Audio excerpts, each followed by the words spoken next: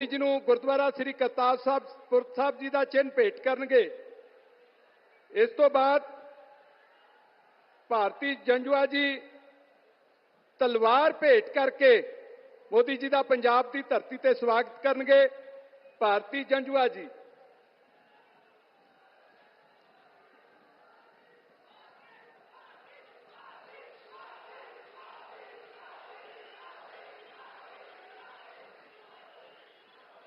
ਹੁਣ मैं बहुत समा लंबा तुहाडे च ना रहिंदा होया देश के प्रधानमंत्री श्री नरेंद्र मोदी जी ਨੂੰ बेनती करूंगा कि वो मंच ते आके तुहाडे नाल विचार रखणगे। प्रधानमंत्री श्री नरेंद्र मोदी जी।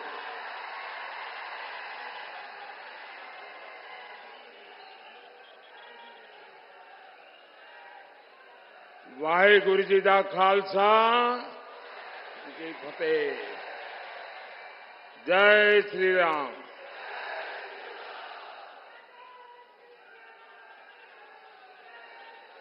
भारत माता की, भारत माता की। सबसे पहले तो मैं आप सबकी क्षमा मांगता हूं क्योंकि मुझे आने में थोड़ा विलंब हो गया और मुझे बताया गया कि आप काफी समय से बैठे हैं, इंतजार कर रहे हैं। मैं गुरदासपुर की इस पावन धरती को प्रणाम करता हूं। ये डेरा बाबा नानक जैसे पवित्र स्थान से सुशोभित है। इसमें हमारे गुरुओं के आशीर्वाद जुड़े हैं। मैं देख रहा हूं आपका ये उत्साह, ये प्यार गुरदासपुर और बीजेपी का ये रिश्ता कुछ खास है।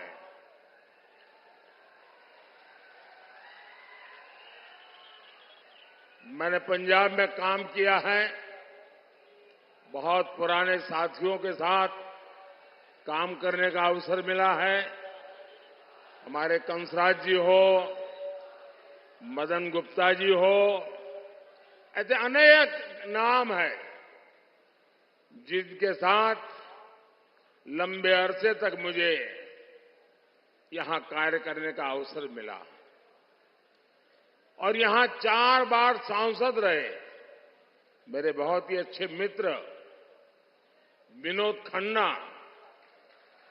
हम कंधे से कंधा मिला के काम करते थे। लंबे अरसे तक साथ में काम किया और मैंने देखा था कि वैसे तो ये सेलिब्रिटी दुनिया अलग होती है, लेकिन वो जमीन से जुड़े हुए थे। उनको यहां के विकास कार्यों के संबंध में बारीकियों से हर चीजों का पता रहता था और मंत्री के रूप में भी अटल जी की सरकार में उनके योगदान की चर्चा आज भी ब्यूरोक्रेसी में होती है। उन्होंने अनेक पुलों का निर्माण करवाया, अनेक रास्तों का निर्माण है विकास के कामों में। और गुरदासपुर के लोग तो आज भी उनके कामों की सराहना करते हैं। गुरदासपुर का तेज विकास हो, पंजाब का तेज विकास हो और देश का तेज विकास हो, अपने तीसरे कार्यकाल में मैं आपकी उम्मीदों पर खरा उतरूं, इसलिए मैं आपसे आशीर्वाद मांगने आया हूं।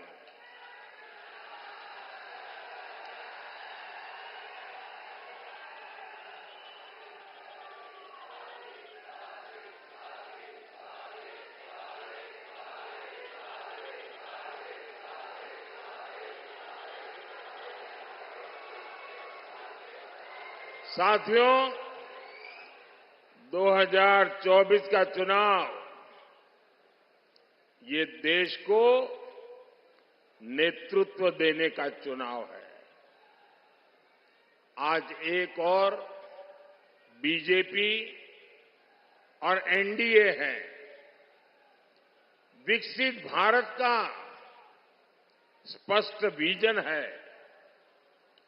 राष्ट्र प्रथम का संकल्प है, 10 साल का ट्रैक रिकॉर्ड है, भ्रष्टाचार पर कड़ा प्रहार है और दूसरी ओर इंडी गठबंधन है, गौर सांप्रदायिक, गौर जातिवादी, गौर परिवारवादी।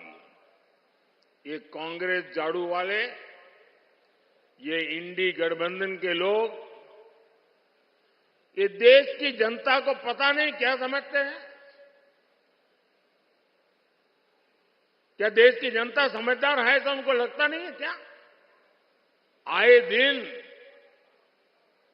जनता को मूर्ख बनाने के लिए भांति भांति के खेल खेल रहे हैं। अब आप देखिए, ये लोग दिल्ली में दोस्त होने का दिखावा करते हैं, भ्रष्टाचारियों को बचा रहे हैं और यहां पंजाब में एक दूसरे को गाली दे रहे हैं।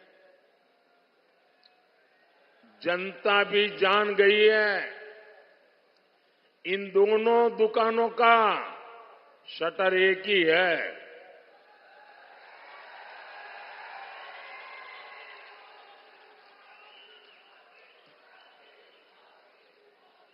इसलिए इंडी गठबंधन को हराने के लिए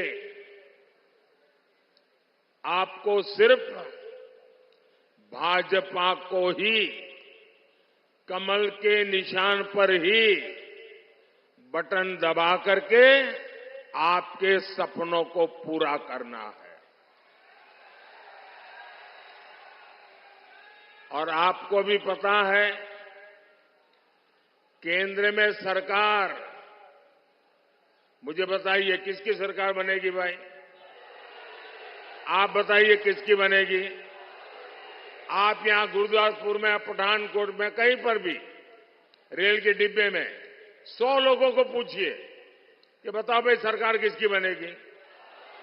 90 लोग कहेंगे कि भाई मोदी की सरकार बनना पक्का है। अब जब इतना साफ साफ है तो कोई अपना वोट बर्बाद करेगा क्या? कोई अपना वोट फालतू में ऐसे खर्च कर देगा क्या? और इसलिए इस बार कोई दुविधा का माहौल ही नहीं है। इस बार इस देश का नागरिक, एक भी नागरिक अपना वोट बर्बाद करना नहीं चाहता है। मैं पंजाब के लोगों से भी प्रार्थना करता हूं कि आप अपना वोट बर्बाद मत होने दीजिए, बीजेपी को वोट दीजिए, सरकार बनना तय है। साथियों, इंडी गठबंधन के असली चेहरों को पंजाब से ज्यादा कौन जानता है? हमारे पंजाब को सबसे ज्यादा घाव इसी इंडी गठबंधन ने दिए। आजादी के बाद विभाजन का घाव,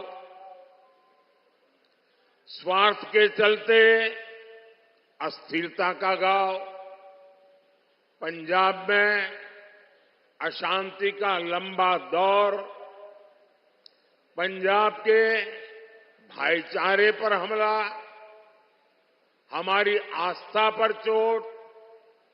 कांग्रेस ने पंजाब में क्या कुछ नहीं किया। यहां इन्होंने अलगाववाद को हवा दी, फिर दिल्ली में सिखों का नरसंहार करवाया। कांग्रेस जब तक केंद्र सरकार में रही, दंगाइयों को बचाती रही। ये मोदी है जिसने सिख दंगों की फाइलें खुलवाई। ये मोदी है जिसने आरोपियों को सजा दिलवाई। आज भी कांग्रेस को, झाड़ू वाली पार्टी को इस बात की तकलीफ है,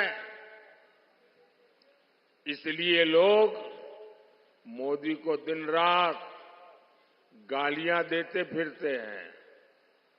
साथियों, जब देश हित की बात आती है तो कांग्रेस पार्टी आपको सबसे पीछे खड़ी नजर आएगी। आप याद करिए, कांग्रेस जब पंजाब में सत्ता में थी तो ऑर्डर्स कहां से आते थे? कांग्रेस चाहती थी कि रिमोट कंट्रोल से पंजाब की सरकार चलाएं, लेकिन कैप्टन अमरिंदर सिंह जी ने ये दिल्ली के शाहजादे का ऑर्डर मानने से इनकार कर दिया।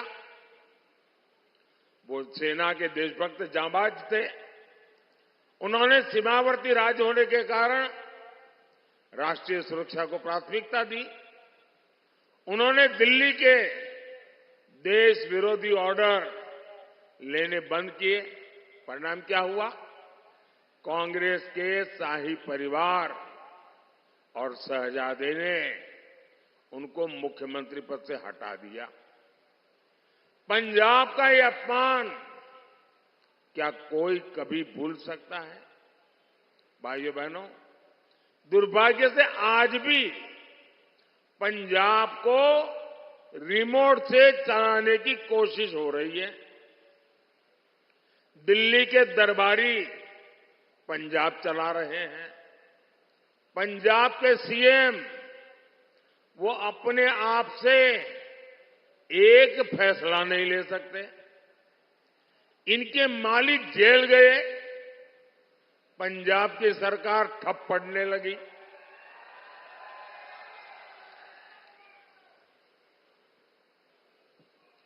पंजाब की सरकार ठप पड़ने लगी।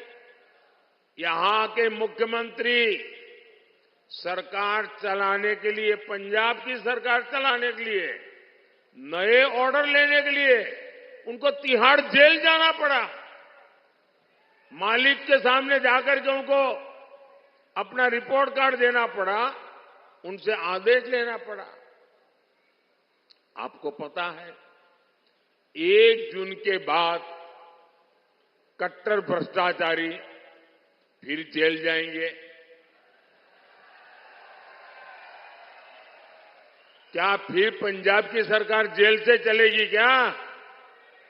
आपको ऐसी सरकार मंजूर है क्या? ऐसी पद्धति मंजूर है क्या? ये पंजाब का अपमान है कि नहीं है? ये वीर भूमि का अपमान है कि नहीं है? ये गुरुओं की भूमि का अपमान है कि नहीं है? क्या ये पंजाब के भविष्य को दांव पर लगाने की बात है या नहीं है? आज पंजाब जिस स्थिति में है, उससे बाहर निकालने के लिए मैं पंजाब वासियों से प्रार्थना करने आया हूं। और मैं आज आपको आग्रह करके आपसे कुछ मांगने आया हूं। पंजाब के उज्जवल भविष्य के लिए, देश के उज्जवल भविष्य के लिए इस बार पंजाब ज्यादा से ज्यादा बीजेपी के सांसद चुन करके भेजे।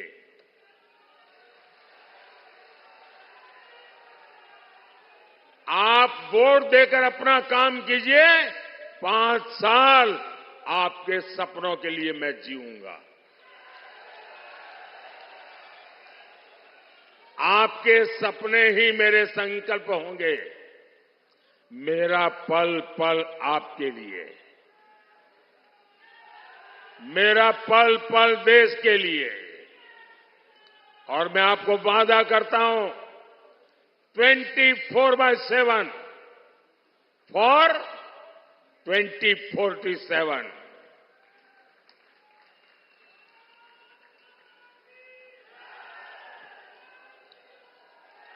साथियों, ये इंडी गठबंधन वाले देश की सुरक्षा के लिए बहुत बड़ा खतरा है। आप देखिए, कांग्रेस का एजेंडा क्या है? ये कश्मीर में फिर से 370 लागू करने की बात कर रहे हैं। इन्हें फिर से कश्मीर में आतंकवाद चाहिए। इन्हें फिर से कश्मीर को अलगाववादियों को सौंपना है। ये फिर से पाकिस्तान को दोस्ती के पैगाम भेजेंगे, उन्हें गुलाब के फूल भेजेंगे और पाकिस्तान बम धमाके करता रहेगा। देश पर आतंकी हमले होते रहेंगे। कांग्रेस कहेगी कुछ भी हो, बातचीत तो करनी ही होगी। इसके लिए कांग्रेस ने अभी से माहौल बनाना शुरू कर दिया है। कैसे कैसे बयान ये अभी से देने लगे हैं। इनके नेता कह रहे हैं पाकिस्तान के पास एटम बम है। अब ये सुनकर के आपको हंसी आती है कि नहीं आती है? आती है कि नहीं आती? आपको किसी को भी पाकिस्तान के पास एटम बम है ये सुनकर के डर लगता है क्या? किसी को डर लगता है क्या? किसी हिंदुस्तानी को डर लगता है क्या? ये कांग्रेस वाले कांप रहे। बोलो, क्या ऐसे लोग देश चला सकते हैं क्या? ऐसे लोग देश को सुरक्षा दे सकते हैं क्या? इनके लोग कहते हैं पाकिस्तान से डर करके रहना होगा। ये इंडी गठबंधन वाले पाकिस्तान की भाषा बोल रहे हैं, लेकिन ये भूल रहे हैं ये नया भारत है। ये घर में घुसकर मारता है।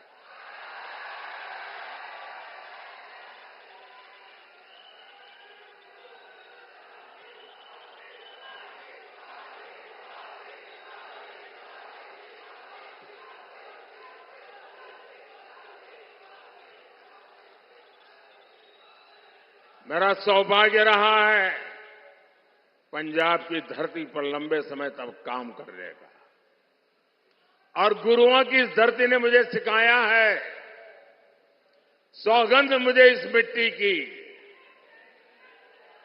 सौगंध मुझे इस मिट्टी की, मैं देश मिटने नहीं दूंगा। मैं देश नहीं झुकने दूंगा। मैं देश नहीं रुकने दूंगा। साथियों, कांग्रेस की समस्या ये है कि उसकी भारत में कोई आस्था ही नहीं है। ये शहजादे विदेशों में जाकर देश को बदनाम करते हैं। वो कहते हैं भारत कोई राष्ट्र ही नहीं है, इसलिए राष्ट्र की पहचान को बदलना चाहते हैं। शहजादे के उस्ताद ने कहा है कि राम मंदिर के निर्माण से, हिंदुस्तान में रामनवमी मनाने से भारत की पहचान को खतरा है। कांग्रेस कौन से देश को मानती है जिसे भगवान राम से खतरा है? अयोध्या में 500 साल बाद भव्य राम मंदिर बना। पूरे देश ने हर्ष मनाया, लेकिन कांग्रेस पार्टी ने उसका बहिष्कार किया। और मजा देखिए, ये राम मंदिर की लड़ाई अयोध्या में भगवान राम का मंदिर बनना चाहिए, इसकी लड़ाई लड़ने वाला पहला व्यक्ति हमारा देश का सिख था, जिसने सबसे पहले लड़ाई लड़ी थी, राम मंदिर के लिए लड़ाई लड़ी थी। और उनके जो वंशज थे, इस बार जब राम मंदिर का कार्यक्रम था उसमें वो मौजूद थे। ये सिखों का योगदान है हमारे देश में। इंडी गठबंधन के नेता राम मंदिर को अपवित्र और बेकार बता रहे हैं। आप मुझे बताइए, ऐसे लोग पंजाब की पहचान पर हमला करेंगे कि नहीं करेंगे? इसका जवाब हमें इस चुनाव में कमल पे बटन दबा करके देना है। साथियों, कांग्रेस और आम आदमी पार्टी पंजाब के भविष्य को दांव पर लगा रही है। ड्रग्स हमारे युवाओं का भविष्य निगल रहा है। अपराधियों को राज्य सरकार से संरक्षण मिला है। आज पंजाब में विकास ठप है, किसान परेशान है और ये इंडी गठबंधन वाले अपनी जिम्मेदारी से पल्ला झाड़ रहे हैं। भाइयों और बहनों, पंजाब का विकास ये मोदी की प्राथमिकता है। बीजेपी सरकार यहां दिल्ली कटरा हाईवे बनवा रही है। बीजेपी यहां अमृतसर पठानकोट हाईवे जैसे इंफ्रास्ट्रक्चर बना रही है। बीजेपी यहां रेलवे सुविधाओं का विकास कर रही है। हमारी कोशिश है पंजाब में नए अवसर पैदा हो, किसानों का भला हो। बीते 10 वर्षों में हमने पूरे पंजाब में धान और गेहूं की रिकॉर्ड खरीदी की है। जिस भाव पर कांग्रेस सरकार में फसल खरीदी जाती थी, अब उस एमएसपी को 2.5 गुना तक बढ़ा दिया गया है। किसानों को बीज, खाद और अन्य जरूरतों के लिए पीएम किसान सम्मान निधि मिल रही है। पंजाब के हर किसान को इस निधि के 30,000 रुपये से ज्यादा बैंक में उनके खाते में ट्रांसफर किए गए हैं। यहां पंजाब में मोटे अनाज, श्री अन्न की पैदावार भी बहुत है। आज मोदी श्री अन्न के लिए बहुत बड़ा अभियान चला रहे हैं, उसका प्रचार कर रहे हैं। मोदी का लक्ष्य है भारत का श्री अन्न दुनिया के कोने कोने में पहुंचे। इससे पंजाब के किसानों को भी बहुत लाभ होगा। हमारी कोशिश लीची उत्पादक किसानों को फूड प्रोसेसिंग इंडस्ट्री से फायदा पहुंचाने की भी है। अगले 5 साल में हम इन सभी प्रयासों को आगे बढ़ाएंगे। भाइयों और बहनों, ये महाराजा रणजीत सिंह जी की धरती है और जब मैं महाराजा रणजीत सिंह जी का पुण्य स्मरण करता हूं तो काशी के सांसद के नाते हर बार मेरा सर झुक करके उनको नमन करता है। आप जो काशी जाते हैं ना, काशी विश्वनाथ महादेव के दर्शन के लिए, वो स्वर्ण जड़ित है। वो सोना महाराणा रणजीत सिंह जी ने जड़ा हुआ है। काशी के विश्वनाथ महादेव में स्वर्ण जो जड़ा हुआ है वो हमारे महाराजा रणजीत सिंह ने जड़ा है। और इसलिए काशी के सांसद के नाते मैं हर बार सर झुका करके उनको प्रणाम करता हूं। यहां की मिट्टी में हमारे गुरुओं का प्रताप और बलिदान शामिल है। हमें विकसित पंजाब, विकसित भारत के मंत्र को साकार करना है।